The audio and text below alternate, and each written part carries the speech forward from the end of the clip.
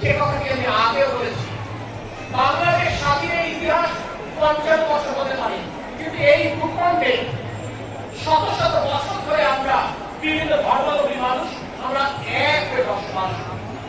আমাদের আশেপাশে দেশে কি হচ্ছে এটাকে বিবেচনায় নিয়ে আমাদের পরস্পরের মধ্যে সম্পর্ক নষ্ট করবার কোন সুযোগ নেই।